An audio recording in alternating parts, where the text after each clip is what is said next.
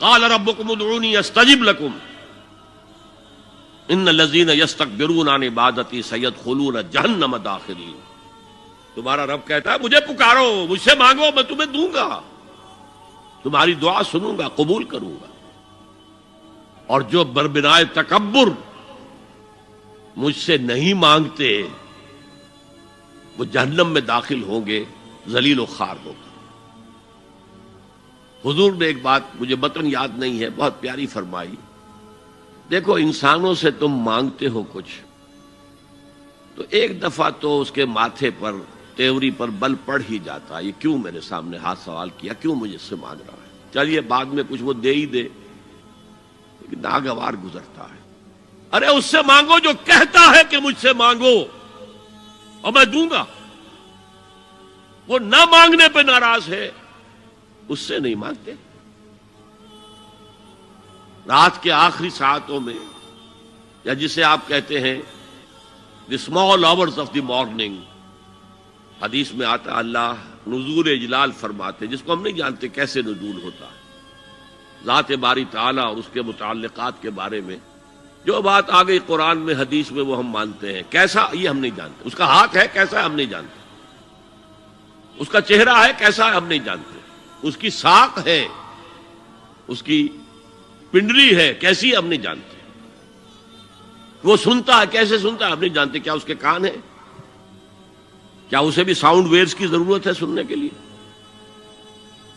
وہ دیکھتا ہے کیسے دیکھتا ہے ہم نہیں جانتے، وہ اترتا ہے کیسے اترتا ہے ہم نہیں جانتے. جو قرآن میں آ گیا حدیث میں آ گیا مان لیجئے بس. باقی یہ متشابہات میں سے ہے، اس کی کھود کرید میں پڑو گے تو فتنے میں مبتلا ہو جاؤ گے. ابتغاء الفتنة وابتغاء تاویلہ. لہذا حدیث میں آتا ہے کہ رات کے آخری ساعتوں میں اللہ سمائے دنیا تک نزول فرماتے ہیں اور پھر ندا لگتی ہے حل من سائل فاعطیہ، ہے کوئی سوال کرنے والا مانگنے والا کہ میں اسے دوں. حل من مستغفر فاغفر لہ، ہے کوئی گناہوں کی معافی چاہنے والا کہ میں اسے معاف کر دوں. ہم انٹا غفیل سو رہے، ہم تو مائل بکرم ہے، کوئی سائل ہی نہیں. راہ دکھلائیں کسے، رہنو منزل ہی نہیں، راہ کسے دکھا. اللہ کے راستے پر چلنے کا فیصلہ کرو، اللہ کی راہ میں جہاد کا فیصلہ کرو، پھر اللہ راستہ کھولے گا. والذین جاہدوا فینا لنہدینہم سبلنا. وہ لوگ کہ جو ہمارے راستے میں جہاد کریں، محنت کریں، مشقتیں کریں، ہم لازماً ان پر اپنے راستے کھولتے چلے جائیں.